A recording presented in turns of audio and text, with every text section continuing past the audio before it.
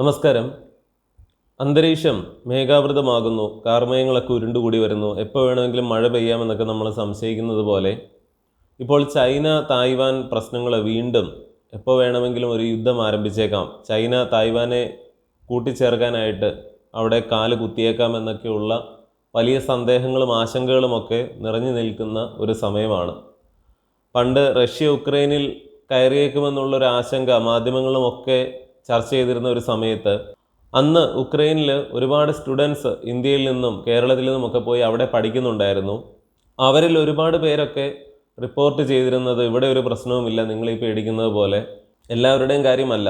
മാധ്യമങ്ങളിൽ ഇങ്ങനെ വെറുതെ അവർ ന്യൂസിന് വേണ്ടി പറയുന്നതാണ്. റഷ്യ ഉക്രൈനിൽ കയറാനോ അല്ലെങ്കിൽ ആക്രമിക്കാനോ ഒന്നും പോകുന്നില്ല എന്നൊക്കെയുള്ള ഒരുപാട് വീഡിയോകൾ റീൽസുകളായിട്ടും യൂട്യൂബ് വീഡിയോസൊക്കെ ആയിട്ടും ഒക്കെ ഇറങ്ങിയിരുന്നു. എന്നാൽ തീരെ പ്രതീക്ഷിക്കാതെ എന്താണ് സംഭവിച്ചത്? മാധ്യമങ്ങൾ ആവശ്യമില്ലാതെ കുറേ ഒച്ചപ്പാടുകളും ബഹളങ്ങളും അല്ലെങ്കിൽ അനാവശ്യമായിട്ടുള്ള ഭീതിയും ഒക്കെ പരത്തുന്നുണ്ടെന്നുള്ളത് മറ്റൊരു വശത്താണ്. എന്നാൽ ഈ റഷ്യ ഉക്രൈൻ കാര്യങ്ങൾ ഏകദേശം അവർ പറഞ്ഞതുപോലെ തന്നെയാണ് പോയത്. പറഞ്ഞു വന്നത് തീരെ അപ്രതീക്ഷിതമായിരുന്നു.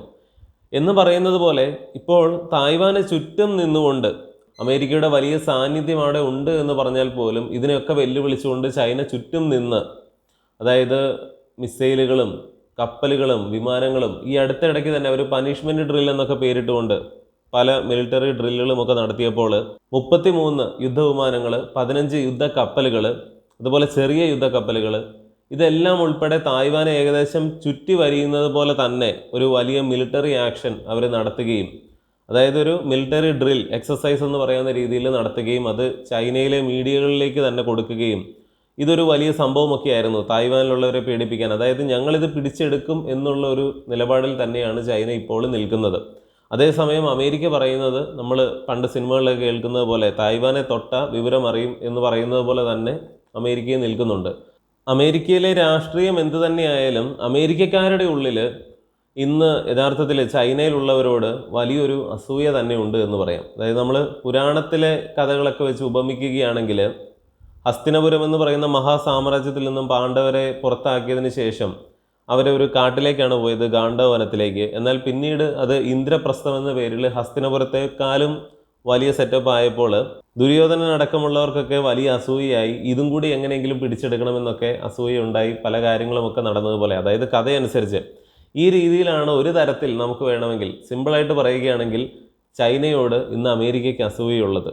കാരണം പൊതുവെ മാധ്യമങ്ങളിൽ വരുന്നതും അല്ലെങ്കിൽ ഇത്തരം ന്യൂസുകളുടെയും ഒക്കെ പുറകെ പോകുന്നതിന് പുറമെ നമ്മൾ സ്വതന്ത്രമായിട്ടൊന്ന് ചിന്തിക്കുകയാണെങ്കിൽ മനസ്സിലാവും, ഇന്ന് ചൈനയിലെ പല സിറ്റികളും അല്ലെങ്കിൽ അവിടുത്തെ അടിസ്ഥാന സൗകര്യങ്ങളും അവിടുത്തെ ഒരു സാധാരണ പൗരൻ്റെ നിലവാരവും ഒക്കെ വെച്ച് നോക്കുമ്പോൾ അമേരിക്ക വളരെ ബഹുദൂരം പിന്നിലായി പോയിരിക്കുന്നു. അത് പ്രത്യേകിച്ച് ചൈനയിലെ നഗരങ്ങളുടെ കാര്യത്തിലാണ്.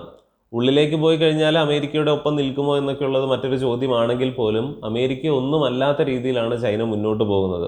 അപ്പോൾ പിന്നെ ഇന്ത്യയുമായിട്ട് കമ്പയർ ചെയ്യുന്നതിന് പോലും അവിടെ പ്രസക്തിയില്ല. അപ്പോൾ ഇത്ര നാളും കിരീടം വെച്ച രാജാക്കന്മാരെ പോലെ അല്ലെങ്കിൽ എല്ലാം തെളിഞ്ഞു നിൽക്കുന്നവർ ഞങ്ങളാണ് എന്നുള്ളൊരു മൈൻഡ് സെറ്റിനെ വെല്ലുവിളിക്കുന്നത് പോലെ തോന്നുന്നുണ്ട് അമേരിക്കയിലുള്ള ജനങ്ങൾക്ക് ചൈനയുടെ ഈ ഡെവലപ്മെൻറ്റ്.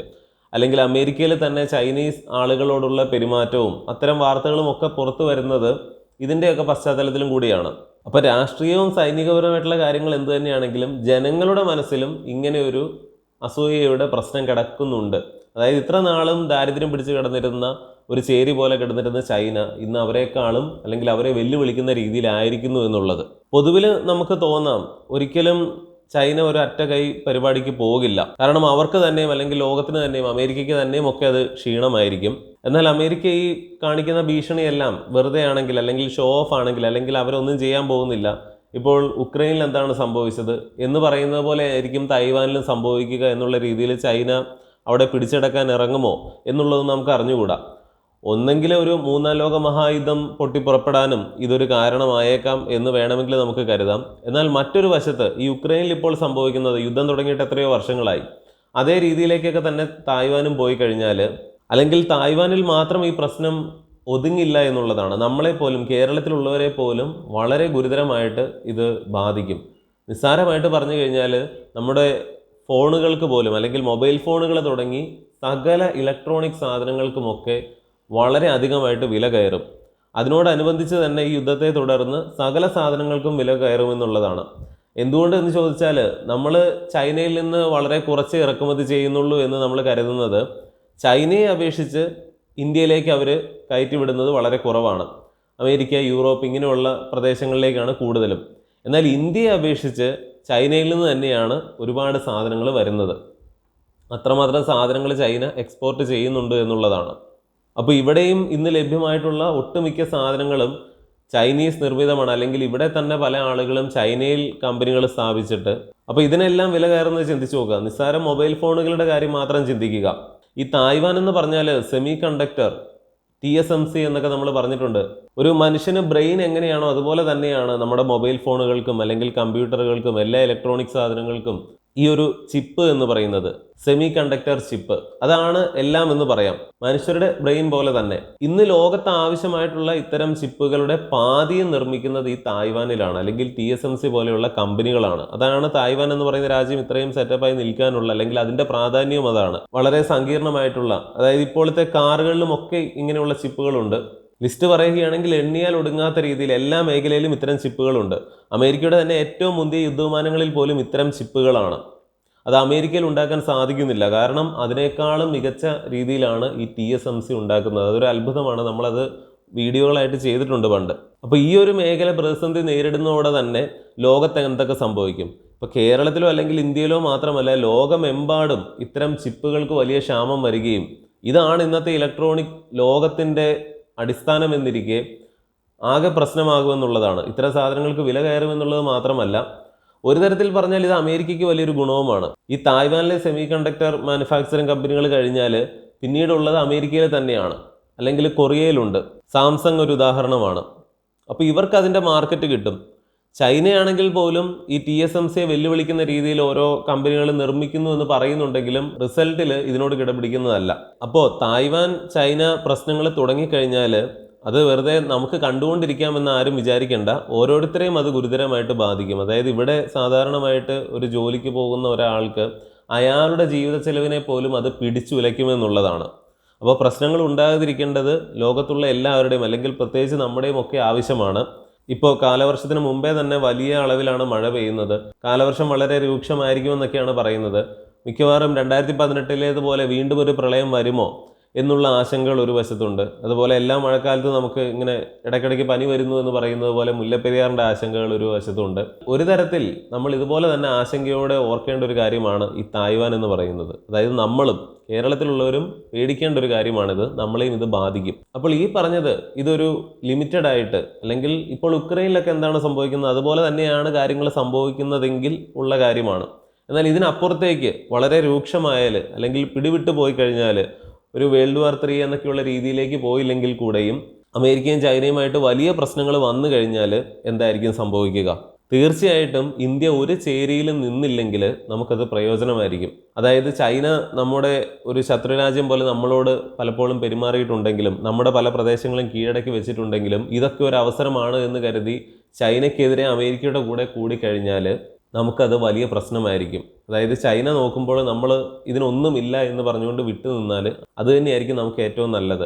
അതേസമയം പൊതുജനങ്ങൾ, മീഡിയകൾ, ഭൂരിപക്ഷം വരുന്ന ജനങ്ങളുമൊക്കെ കയറി അടിക്കട, അല്ലെങ്കിൽ ചൈനയെ കൊടുക്കട എന്നൊക്കെയുള്ള രീതിയിൽ ഇങ്ങനെ പറയും. അതായത് ജനങ്ങൾക്ക് ഇവിടെ ഇരുന്ന് സുഖമായിട്ടിരുന്നുകൊണ്ട് പറഞ്ഞാൽ മതി, പട്ടാളക്കാരാണ് ഓരോ കാര്യങ്ങൾക്ക് പോകേണ്ടത്. ജനവികാരം തന്നെയാണ് ഒരു പരിധിവരെ രാഷ്ട്രീയക്കാരെയും അല്ലെങ്കിൽ മിലിറ്ററിയും ഒക്കെ സ്വാധീനിക്കുന്നത്. പിന്നീട് തീ ഇവിടെ എത്തി തുടങ്ങുമ്പോൾ മാത്രമേ പൊതുജനങ്ങൾക്ക് അല്ലെങ്കിൽ ജനങ്ങൾക്ക് മനസ്സിലാവുകയുള്ളൂ എന്തായിരുന്നു സംഭവം എന്നുള്ളത്. അതായത് പണ്ട് ജർമ്മനി ലോകരാജ്യങ്ങൾ മുഴുവൻ കീഴടക്കിക്കൊണ്ടിരിക്കുമ്പോൾ ജർമ്മനിയിലെ ജനങ്ങൾക്ക് വലിയ ആവേശമായിരുന്നു. എന്നാൽ പിന്നീട് ജർമ്മനിയിലേക്ക് ആളുകൾ വന്നപ്പോഴാണ് അവർക്ക് കാര്യങ്ങൾ മനസ്സിലായത്. യുദ്ധമെന്ന് പറഞ്ഞാൽ ഇതാണ്, ഇത്രയും വലിയ ഭീകരതയാണ്, ക്രൂരതയാണ് എന്നൊക്കെ. കാര്യം ആൻഡമാൻ നിക്കോബാർ ഐലൻഡുകളോട് ചേർന്ന്, അല്ലെങ്കിൽ ആ ഒരു സ്റ്റേറ്റിൽ നമുക്ക് ഉപരോധം ഏർപ്പെടുത്താൻ സാധിക്കും. ഇന്ത്യക്ക് ചുറ്റുമുള്ള ഓരോ സ്ഥലത്തും ചൈന ഓരോ ബേസുകൾ ഒരുക്കുന്നു, മാൽഡീവ്സിൽ ഉൾപ്പെടെ ഇപ്പോൾ. അപ്പോൾ ഇതിനൊക്കെ എതിരെയുള്ള ഒരു അവസരമായിട്ട് നമ്മൾ ഇതിനെ ഉപയോഗിക്കാമെങ്കിലും, അതായത് കാര്യങ്ങൾ ഗുരുതരമായി പോവുകയും അമേരിക്ക ഇന്ത്യയുടെ സപ്പോർട്ട് ആവശ്യപ്പെടുകയും ചെയ്തു കഴിഞ്ഞാൽ, എന്നാൽ അതൊരു പരിധിയിലപ്പുറം പോയാൽ, അല്ലെങ്കിൽ ചൈനയെ വളരെയധികം പ്രകോപിപ്പിക്കുകയാണെങ്കിൽ നമുക്കായിരിക്കും അതിൻ്റെ ഏറ്റവും വലിയ പ്രശ്നം. അതായത് ഉക്രൈനോട് അമേരിക്കയും യൂറോപ്യൻ രാജ്യങ്ങളുമൊക്കെ ധൈര്യമായിട്ടിരിക്കുക, നിങ്ങളെ ആരും ഒന്നും ചെയ്യാൻ പോകുന്നില്ല എന്ന് പറഞ്ഞിട്ട് ഇന്ന് ഉക്രൈൻ്റെ അവസ്ഥ എന്താണ്? ഇതേ അവസ്ഥ തന്നെയായിരിക്കും ഇന്ത്യക്കും വരിക. അതായത് അമേരിക്കയുടെ ഒപ്പം നിൽക്കുകയാണെങ്കിൽ. അമേരിക്കയെ നമ്പിനാൽ നമ്പിയവൻ എന്നൊക്കെയുള്ളൊരു പ്രയോഗം തന്നെയുണ്ട് ഇപ്പോൾ.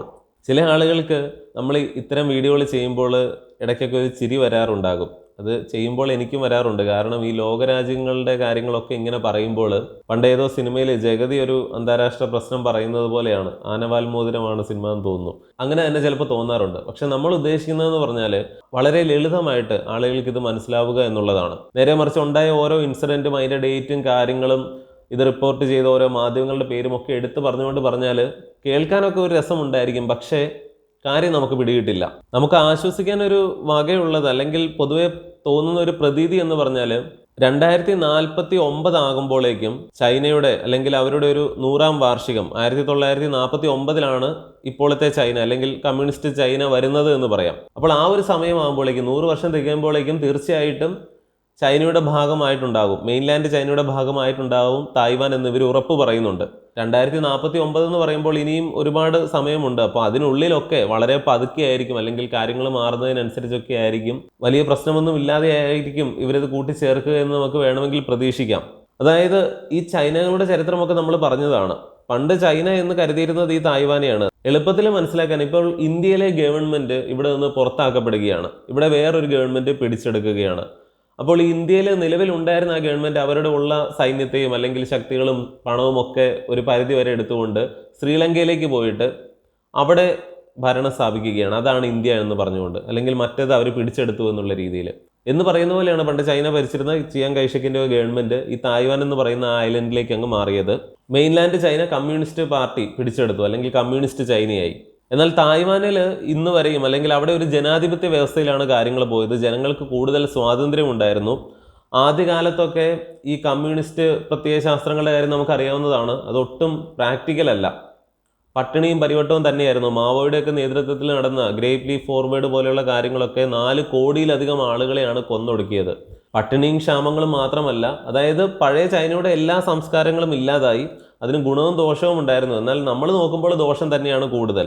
അപ്പോൾ ഈ കമ്മ്യൂണിസ്റ്റ് വ്യവസ്ഥയിൽ ഈ രാജ്യം തകർന്ന് തരിപ്പണമാകുന്നത് കണ്ടിട്ട് ആ വ്യവസ്ഥ മുഴുവൻ മാറ്റി, അതായത് ക്യാപിറ്റലിസ്റ്റ് വ്യവസ്ഥ അവിടെ കൊണ്ടുവന്നു. എന്നാൽ പറയുമ്പോൾ ഇത് കമ്മ്യൂണിസ്റ്റ് കൺട്രി തന്നെയാണ് എന്നുള്ള രീതിയിൽ, അല്ലെങ്കിൽ പാർട്ടി സമ്മതിക്കില്ല. അപ്പോൾ പുറമേ നോക്കുമ്പോൾ ഇത് കമ്മ്യൂണിസ്റ്റ് ചൈനയാണ്, എന്നാൽ വ്യവസ്ഥകളെല്ലാം ക്യാപിറ്റലിസത്തിലേക്ക്, അല്ലെങ്കിൽ 79 തന്നെ അവർ ഗ്ലോബലൈസേഷനൊക്കെ അവിടെ അനുവദിച്ചു. അങ്ങനെയാണ് ചൈന ഇന്നത്തെ ചൈനയായിട്ട് മാറിയത്. പലരും ഇപ്പോഴും ഇത് കമ്മ്യൂണിസ്റ്റ് ചൈനയാണ് എന്ന് പറയുമ്പോൾ കമ്മ്യൂണിസത്തിൻ്റെതായ ഒരു നിയമങ്ങളും അവിടെ പ്രത്യേകിച്ച് സാമ്പത്തിക മേഖലയിൽ ഇല്ല. അങ്ങനെയായിരുന്നെങ്കിൽ ചൈന ഇന്നത്തെ അവസ്ഥയിൽ എത്തില്ല. ക്യാപിറ്റലിസ്റ്റ് കൺട്രിയാണ് യഥാർത്ഥത്തിൽ ചൈന. എന്നാൽ ലേബലിൽ മാത്രം കമ്മ്യൂണിസം ഉണ്ട് എന്നേ ഉള്ളൂ. എന്നാൽ ജനങ്ങളുടെ സ്വാതന്ത്ര്യത്തിലും പൗരൻ്റെ അവകാശത്തിലുമൊക്കെ അത് കമ്മ്യൂണിസ്റ്റ് കൺട്രി തന്നെയാണ്. അതാണ് ചൈനയുടെ ഒരു ഡ്രോബാക്ക്. തായ്വാനിൽ അങ്ങനെയല്ല. ചിലർക്ക് തോന്നിയേക്കാം ചൈന ഇത്രയും അടിപൊളിയായി, അല്ലെങ്കിൽ തായ്വാനേക്കാളും അടിപൊളിയായിട്ട് കിടക്കുന്നു, ചൈനയുടെ ഭാഗമായാലും അവർക്ക് എന്താണ് പ്രശ്നം എന്താണെന്ന് ചോദിച്ചാൽ, പണ്ട് ഹോങ്കോങ്ങിലൊക്കെ ഓരോ പ്രശ്നങ്ങളൊക്കെ വന്നതുപോലെ തന്നെയാണ് ജനങ്ങൾക്ക് ഇന്ന് സ്വാതന്ത്ര്യമുണ്ട്, അത് നഷ്ടപ്പെടും. ജനാധിപത്യ വ്യവസ്ഥയിൽ നിന്ന് ഒരു ഏകാധിപത്യത്തിലേക്ക് പോകാനുള്ള മടിയാണ് തായ്വാനിലെ ജനങ്ങളുടെ ഉള്ളിൽ. എന്നാൽ ഇതിനെല്ലാം പുറമെ തായ്വാനിലുള്ള ജനങ്ങൾക്ക് വലിയ ടെൻഷനോ കാര്യങ്ങളോ ഒന്നും ഉണ്ട് എന്ന് നമുക്ക് തോന്നുന്നില്ല.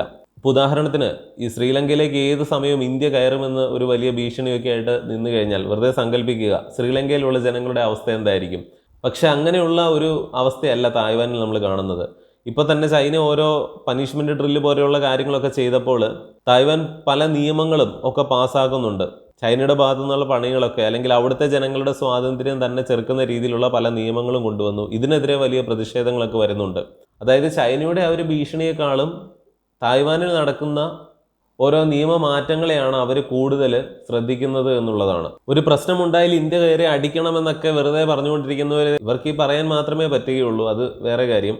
അങ്ങനെയുള്ളവരൊന്ന് ചിന്തിച്ച് നോക്കുക. അതായത് നിങ്ങളിപ്പോൾ ഒരാൾ പറയാൻ പോകുന്നത് കൊണ്ട് വലിയ മാറ്റം വരുമെന്നല്ല, പക്ഷേ നമ്മളൊരു സമൂഹം മുഴുവൻ ഒരഭിപ്രായത്തിലേക്ക് വന്നു കഴിഞ്ഞാൽ അത് വലിയൊരു ചെയിൻ റിയാക്ഷൻ പോലെയാണ്. ചൈനയുടെ കാര്യം പറഞ്ഞാൽ അവർ സ്വയം പര്യാപ്തമായി കഴിഞ്ഞിരിക്കുന്നു. ഇനിയിപ്പോൾ ഈ പറയുന്ന ഗ്ലോബലൈസേഷൻ്റെ ഒക്കെ കാര്യങ്ങളൊക്കെ മാറിപ്പോയാൽ പോലും ചൈന തന്നെയും ഒരു വേൾഡാണ്. അതുകൊണ്ട് തന്നെ അവിടെ കാര്യങ്ങൾ എല്ലാം ഓടും. അമേരിക്ക എന്ന് പറഞ്ഞാൽ പണ്ടേ ഓൾറെഡി സെറ്റായിരിക്കുന്ന ഒരു രാജ്യവുമാണ്. എന്നാൽ ഇന്ത്യയുടെ കാര്യം എങ്ങനെയാണ്? ഇന്ത്യ വളർന്നുകൊണ്ടിരിക്കുകയാണ്, അല്ലെങ്കിൽ നമ്മളൊരു നല്ല രീതിയിലേക്ക് പോയിക്കൊണ്ടിരിക്കുന്ന ഒരു സമയത്ത് ഇങ്ങനെ ഒരു പ്രശ്നം വന്നു കഴിഞ്ഞാൽ നമ്മുടെ വളർച്ച അത് മുരടിപ്പിച്ച് കളയും, അല്ലെങ്കിൽ നമ്മളെ നശിപ്പിച്ച് കളയും എന്നുള്ളതാണ്. മറ്റവർക്ക് പിടിച്ചു നിൽക്കാൻ സാധിക്കും വലിയ പ്രശ്നങ്ങളിലേക്ക് പോയാൽ പോലും. അതുപോലെ ഈ ഗൾഫിലൊക്കെ പണ്ട് ഓരോ പ്രശ്നങ്ങൾ വരുമ്പോൾ നമുക്ക് ആശങ്കകൾ ഉണ്ടാകും. കാരണം ഇന്ത്യക്കാർ അല്ലെങ്കിൽ മലയാളികളൊക്കെ ഒരുപാട് പേര് അവിടെ ഉണ്ടായിരുന്നു എന്ന് പറയുന്നത് പോലെ തന്നെ ഈ തായ്വാനിൽ ഇന്തോനേഷ്യ, ഫിലിപ്പൈൻസ്, തായ്ലൻഡ്, വിയറ്റ്നാം ഇതുപോലെയുള്ള രാജ്യങ്ങളിൽ നിന്നൊക്കെ തായ്വാനിൽ പോയി ജോലി ചെയ്യുന്നവരുണ്ട്. അപ്പോൾ ആ പൗരന്മാരുടെ പേരിൽ ഈ രാജ്യങ്ങൾ ആശങ്ക പ്രകടിപ്പിക്കുന്നുണ്ട്. അപ്പോൾ ഇതൊക്കെ സൂചിപ്പിക്കുന്നത് കാര്യങ്ങൾ അത്ര നമ്മൾ കരുതുന്നത് പോലെ സിമ്പിളായിട്ട് എടുക്കേണ്ട കാര്യമില്ല. പല രാജ്യങ്ങൾക്കും ആശങ്കകളുണ്ട്. അതുപോലെ ഒരു പ്രശ്നം ഉണ്ടായിക്കഴിഞ്ഞാൽ ഈ ചുറ്റുമുള്ള രാജ്യങ്ങൾ, സൗത്ത് ചൈന സീയിലെയൊക്കെ കാര്യങ്ങളൊക്കെ നമ്മൾ പണ്ട് പറഞ്ഞതാണ്. ഉദാഹരണത്തിന് ഇന്ത്യ പറയുകയാണ് ശ്രീലങ്കയുടെ മൂക്കിൻ തുമ്പത്തുള്ള അല്ലെങ്കിൽ ശ്രീലങ്കയുടെ ചില കടൽ തീരങ്ങളൊക്കെ അടക്കം പോലും ഞങ്ങളുടേതാണെന്ന് ഇന്ത്യ പറഞ്ഞാൽ എങ്ങനെയുണ്ടാകും? നമ്മൾ വലിയ രാജ്യമാണ്, അതുകൊണ്ട് ശ്രീലങ്കയ്ക്ക് ഒട്ടും കടൽ തീരമില്ല, നിങ്ങളുടെ മറ്റേ ഭാഗത്തുള്ളത് മാത്രമേ നിങ്ങൾക്കുള്ളൂ എന്നൊക്കെ പറഞ്ഞാൽ എങ്ങനെയുണ്ടാകും? ഈ പറയുന്നത് പോലെയാണ് ചൈന അവരുടെ സമുദ്രാതിർത്തികളൊക്കെ നിർണ്ണയിക്കുന്നത്. അപ്പോൾ ഒരു പ്രശ്നമുണ്ടായാൽ ഇന്ത്യയെക്കാളും അധികം വെറുപ്പിച്ച് വെച്ചിരിക്കുന്ന രാജ്യങ്ങളുണ്ട്, അല്ലെങ്കിൽ ചൈനയ്ക്കിട്ട് പണി കൊടുക്കാൻ ഇരിക്കുന്ന രാജ്യങ്ങളുണ്ട്. ഇവരെല്ലാം ഒത്തുചേർന്ന് അല്ലെങ്കിൽ അമേരിക്കയുടെ ഒപ്പം നിന്ന് ഇന്ത്യയും ഒപ്പം ചേർന്നും ഒക്കെ ഓരോ കാര്യങ്ങളൊക്കെ നീക്കിയാൽ ചൈനയ്ക്കും മറുവശത്തെ ആളുകളുണ്ട്. നമ്മൾ ചങ്കിലെ റഷ്യ എന്നൊക്കെ പറഞ്ഞ് നിൽക്കുന്ന റഷ്യക്ക് യഥാർത്ഥത്തിൽ ഇന്ത്യയെക്കാളും വലുത് ചൈന തന്നെയാണ്. അങ്ങനെ വലിയ പ്രശ്നങ്ങളിലേക്ക് പോകുമെന്നുള്ളതാണ്. ഒരിക്കലും നമ്മൾ ഒരു വീഡിയോയിൽ പറഞ്ഞിരുന്നു, നോർത്ത് ഇന്ത്യ അല്ലെങ്കിൽ ഈ ഹിമാലയൻ അതിർത്തി ആ പ്രദേശങ്ങളിലൊന്നും ആയിരിക്കില്ല ഇന്ത്യയും ചൈനയുമായിട്ട് ഒരു യുദ്ധം വന്നാൽ ആക്രമണം ഉണ്ടാവുക, സമുദ്രത്തിലൂടെയായിരിക്കും. അതായത് കേരളം, തമിഴ്നാട് ഇങ്ങനെയുള്ള ഭാഗങ്ങളായിരിക്കും എന്നൊക്കെ പറഞ്ഞുകൊണ്ട് നമ്മളൊരു വീഡിയോയിൽ എന്തുകൊണ്ട് ഇതൊന്ന് വിശദമാക്കിയതാണ്. അപ്പോൾ എങ്ങനെ പോയാലും കേരളത്തിലുള്ളവർ സമാധാനം ആഗ്രഹിക്കണം. ഒരിക്കലും ചൈന പഠിക്കട്ടെ അല്ലെങ്കിൽ ഒരു യുദ്ധം ഉണ്ടാകട്ടെ എന്ന് നിങ്ങൾ ഉള്ളിൻ്റെ ഉള്ളിൽ പോലും ആഗ്രഹിക്കാൻ പാടില്ല. ഒരു അമേരിക്കൻ മിലിറ്ററി ജനറൽ തായ്വാനിൽ അമേരിക്ക കയറി കഴിഞ്ഞാൽ ഞങ്ങൾക്ക് ഏതാനും B-2 ബോംബറുകൾ അയക്കേണ്ട താമസമേ ഉള്ളൂ. അതായത് ഇപ്പോൾ B-21 എന്നൊക്കെയുള്ള പേരിലായിട്ടുണ്ട് ഏറ്റവും പുതിയ പതിപ്പുകൾ. അതായത് അമേരിക്കയുടെ ഒരു 3-4 ബോംബർ വിമാനങ്ങൾ ഉപയോഗിച്ചാൽ തീരാനുള്ളതേ ഉള്ളൂ ചൈന എന്നൊക്കെയുള്ള കാര്യങ്ങൾ ഇങ്ങനെ വന്നപ്പോൾ ഇത് വെറുതെയാണ്. അമേരിക്കയുടെ 4 യുദ്ധവിമാനങ്ങൾക്കുള്ളതേ ഉള്ളോ ചൈന എന്നൊക്കെ ചിലർ ചോദിച്ചിരുന്നു. ചൈനയുടെ കയ്യിൽ ഇതുപോലെയുള്ള സാധനങ്ങളുണ്ട്, അത് വേറൊരു വശത്ത്. എങ്കിൽ പോലും ഈ ഒരു കാര്യം വിശദമാക്കിയാൽ ഇത് ഒരു വെറും പറച്ചിലല്ല. അമേരിക്കയുടെ ഈ B-2 അല്ലെങ്കിൽ B-21 ഇത്തരം ബോംബറുകൾക്ക് ഒരെണ്ണത്തിന് $1 ബില്യൺ ആണ് ചിലവ്. ഇന്ത്യൻ രൂപയിൽ ഒരു 8,000 കോടി ഇന്ത്യൻ രൂപയ്ക്ക് തുല്യമാണ് ആ ഒരൊറ്റ വിമാനം. ഇതൊരു സ്റ്റെൽത്ത് വിമാനമാണ്. റഡാറിൽ നോക്കിയാൽ ഇത് കിട്ടില്ല. അതിൻ്റെ റഡാർ ക്രോസ് സെക്ഷൻ വളരെ കുറച്ചായിരിക്കും. അതായത് ഒരു കുരുവി പറന്നു പോകുന്നത് എങ്ങനെ റഡാറിൽ കിട്ടുമോ ആ രീതിയിലേ കിട്ടുകയുള്ളൂ. പക്ഷേ അവിടെ എനിക്കൊരു സംശയം തോന്നിയത്, ഈ റഡാർ ഓപ്പറേറ്റർ സാർ മണിക്കൂറിൽ ഒരു 1000 കിലോമീറ്റർ സ്പീഡിൽ ഒരു കുരുവി നീങ്ങിക്കൊണ്ടിരിക്കുകയാണെന്ന് പറഞ്ഞാൽ അത് കുഴപ്പമില്ല, കുരുവിക്ക് എന്തെങ്കിലും അത്യാവശ്യം ഉള്ളതുകൊണ്ടായിരിക്കും എന്ന് കരുതുമോ? ഈ ഒരു കാര്യം നമ്മൾ ഇൻ്റർനെറ്റിൽ നോക്കിയിട്ടും ഇതിനൊരു ഉത്തരം കിട്ടിയില്ല. ഒരു പക്ഷേ ഇടയ്ക്കൊക്കെ കിട്ടിയാൽ പോലും അതൊരു പക്ഷിയാണെന്ന് കരുതുമായിരിക്കാം.